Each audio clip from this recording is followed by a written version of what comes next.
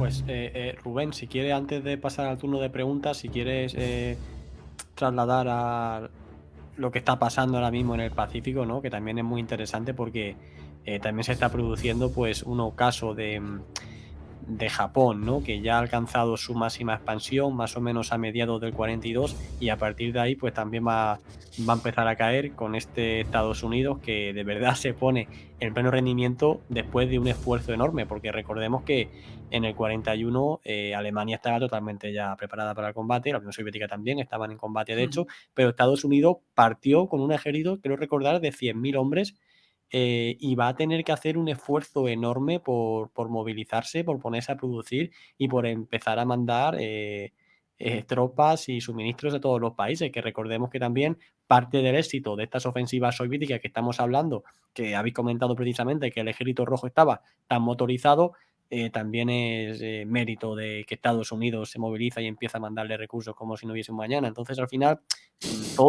todo está conectado. No hay un Sí, sí. En la Segunda Guerra Mundial no hay ningún episodio que se pueda estudiar de No, forma individual. Está por todo eso es, conectado. por eso es una guerra mundial global. Claro. Por Sí, eso es, sí. por eso no tiene sentido esa cosa de decir, no, si hubiera girado a la izquierda con los tanques, Claro, no tiene ningún claro. sentido eso. Claro. Hay que todo de forma global. Sí, Completamente. aparte del Pacífico, aparte los datos lo dicen.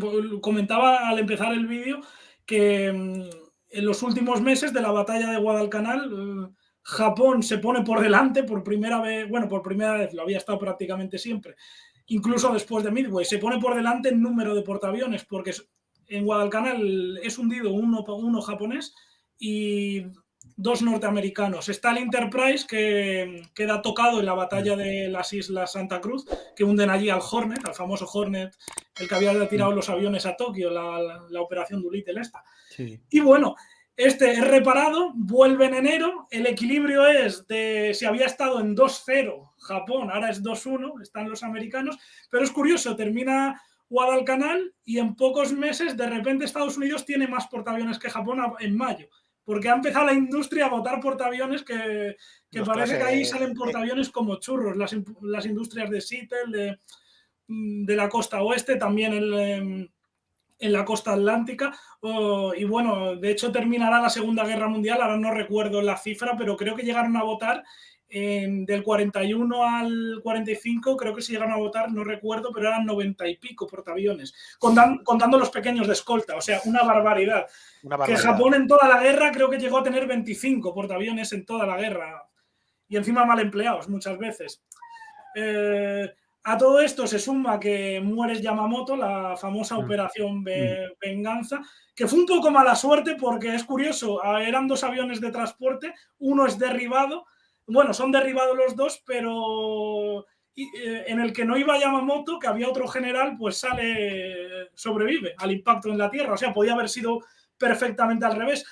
¿Que hubiera cambiado esto? Pues a lo mejor no es mucho, pero por lo menos Yamamoto era el único que tenía una visión real de lo que era la guerra a la que se enfrentaba. Tenía una visión industrial y bueno, no podía competir con la industria de Estados Unidos, pero por lo menos podía hacer un poco de apagafuegos, que no los otros, porque bueno, los que vinieron después de Yamamoto, pongo el ejemplo de Kurita, lamentable en Leyte, fue un desastre.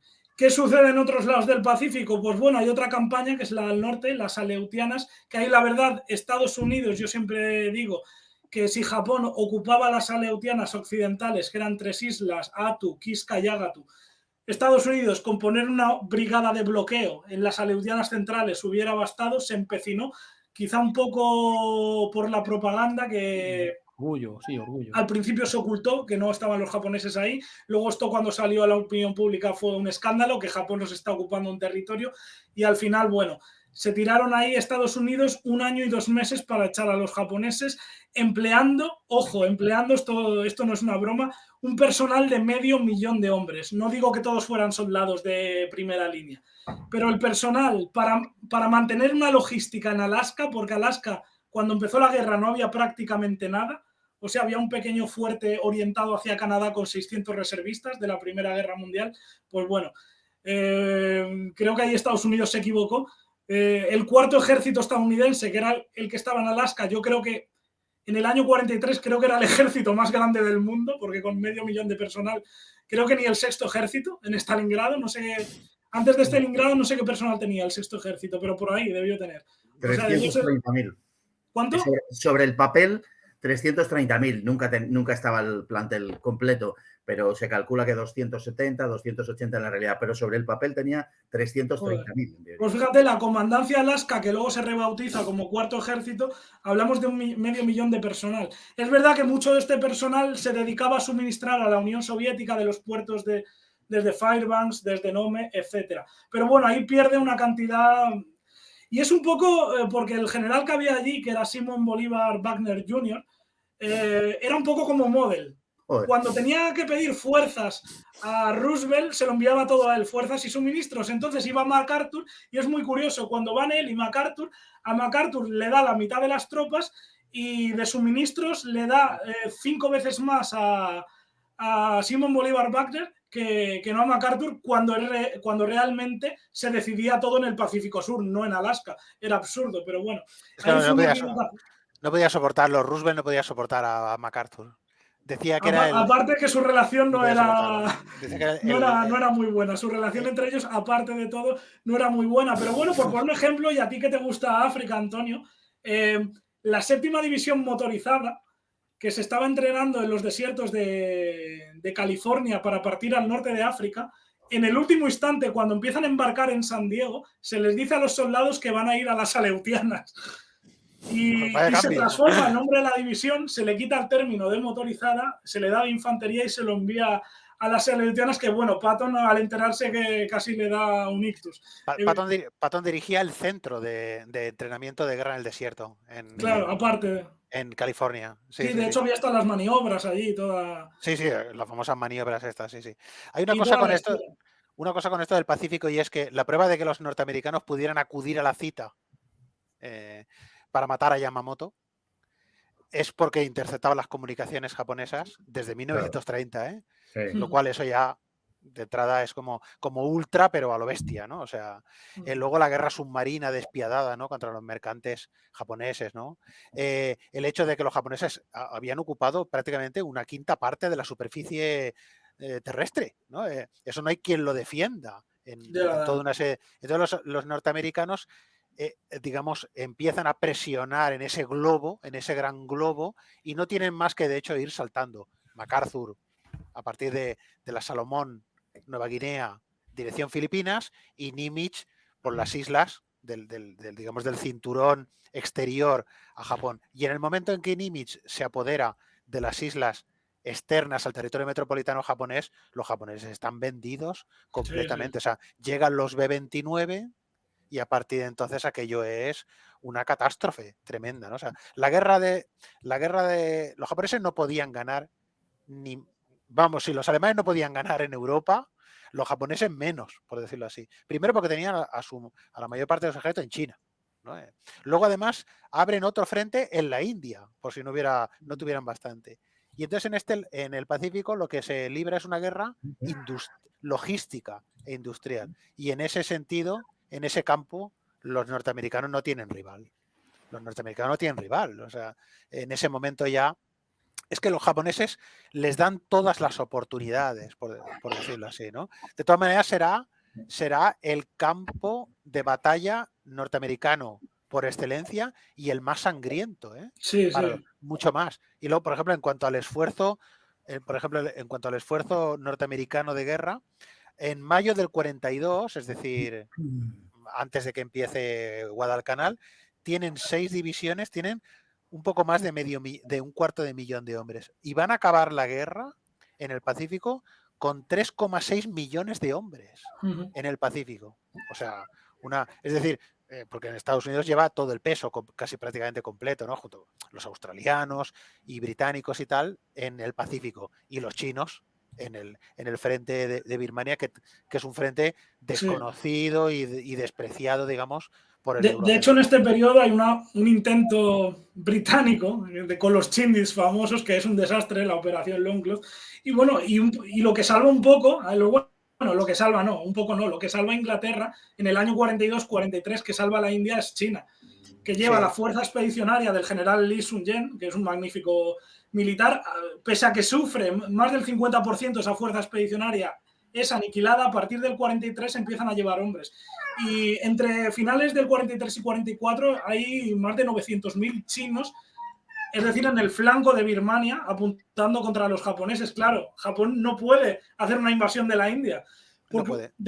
después de mediados de 1942, e incluso en el año 43, es que tenían poco los británicos con que defender el territorio indio, no tenían prácticamente nada. Sí. Y es gracias a los chinos, y yo digo la distribución de fuerzas inteligentes, porque es verdad, Chiang Kai-shek sacrifica lo mejor de su ejército para llevarlo a Birmania e impedir que tomen la India, pero Japón tampoco puede atacar China porque en ese momento está Guadalcanal, está todo. O sea, realmente es lo que has dicho al principio, que los aliados saben coordinarse perfectamente entre ellos y trasladar tropas a los lugares precisos, cosa Claro, que... Están como en la panza, pueden Claro. variar. Y eso que dice Cosa que Fernando, alemanes, japoneses, italianos van por su bola, básicamente. y es lo que ha dicho Fernando al principio al hablar de Japón.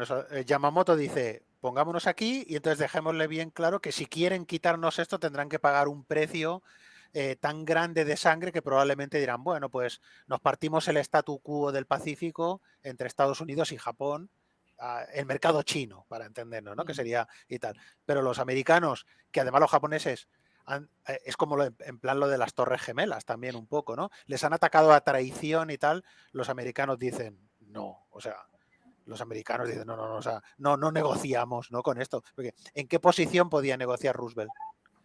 Les han atacado a la base, a una base en el Pacífico, y les han atacado como a traición y tal.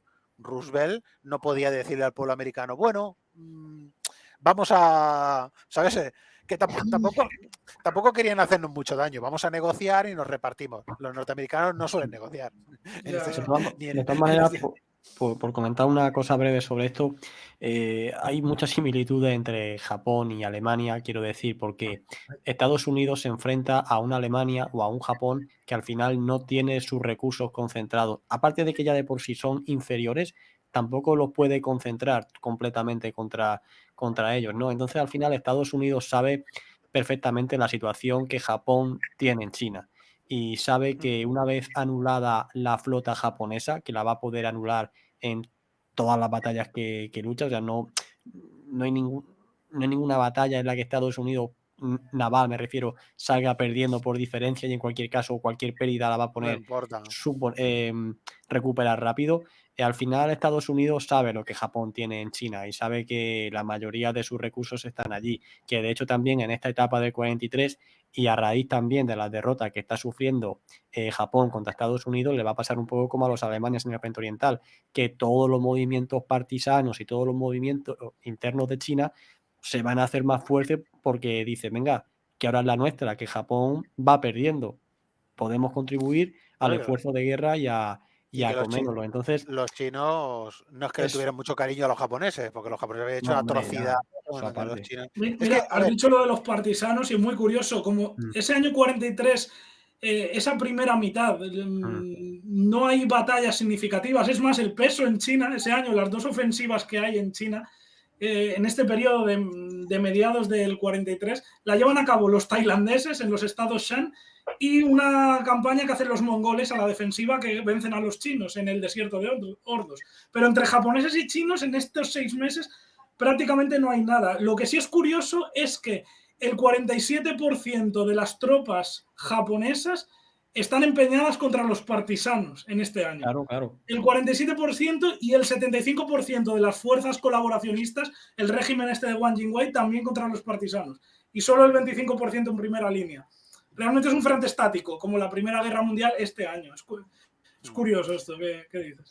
A ver, en cuanto a la conexión, digamos, Japón, Italia y Alemania son naciones revisionistas de la Primera Guerra Mundial. Es decir, son naciones que ponen en duda el orden internacional que surge, el orden internacional de Wilson o de Versalles, para entendernos, ¿no? Y la Unión Soviética también. Lenin también es un revisionista en ese sentido. Lo que ocurre es que la alianza que tiene con los angloamericanos durante la Segunda Guerra Mundial posterga a la Guerra Fría el momento en que va a chocar con Occidente. Dicho esto, todo contado con pincel muy grueso, ¿eh? Dicho así para no entrar en detalles grandes. Pero la Segunda Guerra Mundial es como un enfrentamiento entre países revisionistas y países satisfechos con y statu quo. Y statu quo, ¿no? Francia, los vencedores de la Primera Guerra Mundial. Hay un libro muy, muy interesante sobre este tema que es de Adam Tooze. Todos los libros de Adam Tooze son interesantes, todos. Sí.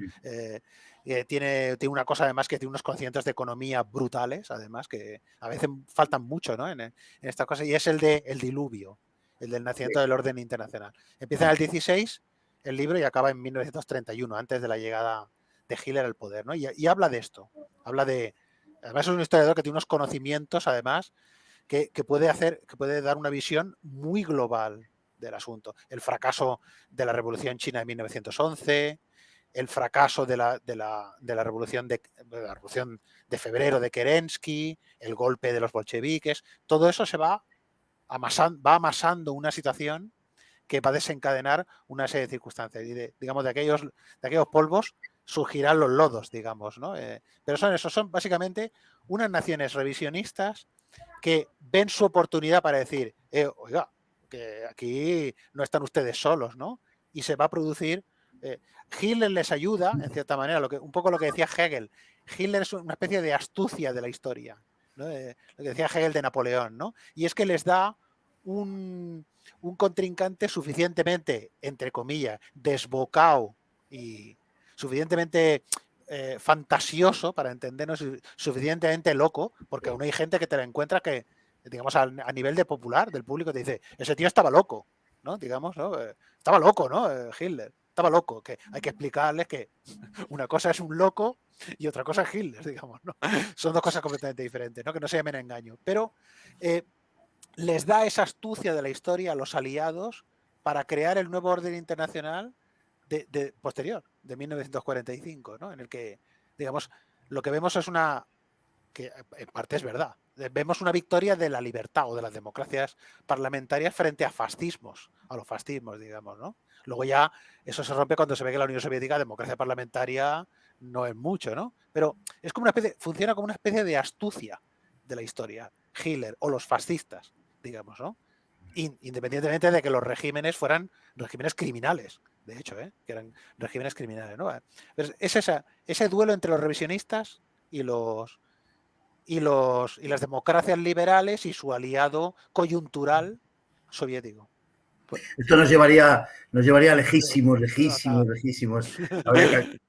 Claro, porque son fuerzas emergentes, efectivamente. Habría que ver cómo las conceptuamos, si tal y como dice Roger Griffin, que yo básicamente estoy de acuerdo, son intentos propiamente insertos en la modernidad. No podemos examinarlas a la luz de los criterios que se han considerado durante mucho tiempo, ¿no? Realmente, bueno, habría que ver primero si existe el fascismo genérico, segundo, si de existir podemos meter al nacionalsocialismo en el fascismo genérico, si, como dice Carl Dietrich Bracher, tendríamos que hacer una subespecie de totalitarismo y emparentar al nazismo con el comunismo. Es muy difícil. Una de las visiones, efectivamente, y creo que muy operante, muy funcional, es la de las potencias revisionistas, efectivamente, pero tampoco termina de encajar del todo, porque ahí está el caso de la Unión Soviética, a la cual los otros, a partir sobre todo del pacto tripartito de septiembre del 40, habían ofrecido la entrada, y está el plan de Ribbentrop desde el bloque desde Lisboa a Yokohama. Sin embargo, ellos no quieren entrar. Es decir, pues es una cuestión de, más allá de lo taxonómico, ¿no? Es una cuestión de ir a la naturaleza real de las cosas. ¿Cuál es la naturaleza real de las cosas? ¿Cuál es la naturaleza de esos regímenes? Pues es muy complicado, es muy difícil, ¿no? Probablemente el nazismo estaba más cerca del bolchevismo que del fascismo de Mussolini, ¿no? Sin embargo, incluso la historia pues no acercaba demasiado a ese germanismo del Reich junto a Italia, ¿no? Y Japón, ¿qué pinta aquí Japón? A Hitler no le interesa hasta la primavera del 41, donde se da cuenta de que puede jugar un papel muy interesante de cara a evitar la participación norteamericana en Europa y amenazar a la Unión Soviética y tal. A Hitler no le interesa absolutamente nada el asunto de Japón, ¿no? Entonces, bueno, joder, la verdad es que es algo muy interesante que roza la historia ficción, pero no lo es, sino que se trata, bueno, de tener esa capacidad de bucear en buscando cuál es la razón última al final que que movía a estas fuerzas y a estos regímenes. Pero a todos, quiero decir, porque cuando uno lo examina, y esto es una cosa que creo curiosa, cuando uno lo examina desde el punto de vista de las democracias occidentales, por ejemplo, tiende a igualar o a emparentar a los fascismos y al comunismo, ¿no? Cuando uno lo examina desde el punto de vista del fascismo, pues lo que tiende es a homogeneizar entre las democracias liberales y el comunismo como dos expresiones del materialismo, de la ilustración y tal. Y cuando uno lo hace desde el punto de vista soviético comunista, pues resulta que los parientes son los fascismos, que son una especie de dictadura terrorista del capitalismo y tal y cual, y los regímenes de democracia liberal. Sí. Pero la cuestión es, al final, ¿quién tenía razón, por decirlo de alguna manera? Yo creo que no tiene respuesta, pero sí es verdad que desde el punto de vista operativo, lo cierto es que quienes estuvieron del lado de la barricada, del mismo lado, fueron las democracias occidentales con el comunismo, y del otro lado estuvieron, bueno, eso que es el fascismo italiano, el nacionalsocialismo, que vaya usted a saber dónde y cómo lo clasificamos, y desde luego Japón, a la que es muy difícil calificar de fascista, pero yo creo que el fascismo es un fenómeno plenamente europeo y que fuera de Europa o de Occidente, en todo caso, si se quiere, no se puede incluir como tal. No hay un fascismo, no puede haber un fascismo chino, japonés o centroafricano, por decirlo de alguna manera, ¿no? Entonces, bueno, en fin, llevamos casi 3 horas. Pues yo creo que no habríamos ni empezado con el prólogo si estuviéramos hablando de esto. O sea que pero por dar un resumen, al final cada potencia, independientemente del gobierno que tenga, quiere su peso en el mundo. Y hoy actualmente se está viendo con China, ¿no? China pues es un estado emergente que no, salvando todas las distancias, pues se puede parecer a la Alemania, y en su momento pues quiere su peso en el mundo y ya está, y así lo demuestra. Es un estado emergente si seguimos la visión estadounidense. Que bueno, se claro. han enterado que China luego la visión ahora. Que le pongamos. Sí, no, que es un ejemplo malo, pero para que se entienda un poco. O sea, para que. Sí, pero sí que, por ejemplo, Christopher Clark cuenta en una conferencia que vi el otro día, es el autor de Sonámbulos, ¿no? Que se parece mucho. Siempre es muy peligroso eso de establecer paralelismos, claro. Se parece esta situación mucho a la de otra, pero bueno, a nivel de orientación, o para pasárnoslo bien así hablando, que se parece mucho la situación de 1914 a la de ahora. En las dos situaciones, pero no porque vaya a estallar una guerra, sino porque hay un titán cansado. En aquella época, Gran Bretaña, la Gran Bretaña librecambista imperial, y ahora Estados Unidos. Y una serie de potencias emergentes grandes que reivindican su papel en la historia. De alguna manera, por ejemplo, como le pasa al Imperio Español cuando la Francia de después de las guerras de religión o la Inglaterra isabelina, y etcétera, reivindica una parte del pastel, digamos, del dominio europeo y americano, ¿no? Digamos, es decir, gente que dice, que nosotros también queremos aquí parte del pastel, simplemente. Es decir, hay un titán cansado, que en este caso Gran Bretaña, ahora Estados Unidos, y una serie de potencias, por ejemplo China, que se podría parecer, en cierta forma, a la Alemania guillermina, ¿no? De la época. Y a partir de ahí, pues ya podemos sacar, es decir, podríamos aventurarnos a decir, ¿y si Ucrania es como las guerras balcánicas de 1912 o la conquista italiana de Libia? Y no vemos más allá, porque ellos no lo veían tampoco, no lo veían tampoco. Es decir, cuando le pegan el tiro al archiduque, la gente se va de vacaciones y dice, bueno, ya lo arreglarán y tal, y 37 días después parece aquello de Asterix de qué ha pasado, ¿no? ¿Ha sido una palabra de más esto o qué, no? O sea, le dejan, es decir, vete a saber, ¿no? Pero no tiene por qué repetirse la historia 2 veces, ¿no? Raramente, de hecho. Raramente, efectivamente. Pues bueno, si queréis, aviso a la audiencia, si quiere alguna pregunta breve, porque sí que es verdad que habíamos dicho de estar 2 horas, llevamos 2:40, pero pregunta relacionada con esto, no preguntas de lo que hemos hablado en este periodo. Y aprovecho, mientras formuláis alguna pregunta, aprovecho para anunciaros que bueno, ya sabéis que este junio pues se ha organizado un viaje a Normandía, al igual que hicimos el año pasado. Y concretamente este año nos vamos a poder ir, Rubén a última hora se ha podido apuntar al viaje y vamos a estar los dos por allí del 4 de junio al 10 de junio en el 79 aniversario, el año que viene será el 80. Y nada, pues simplemente decir eso, que si no os queréis perder nada, tenéis también en la descripción, además del enlace al primer programa en el canal de Rubén, tenéis también el grupo de Telegram y demás, que ahí iremos subiendo toda la información, fotos, y organizamos al final otra cosa, ya sea en Normandía u otro lado. Seguirnos en el grupo de Telegram, que es lo mejor para para enterarse de todo. Vale, y dicho esto, vale, a ver si hay alguna pregunta.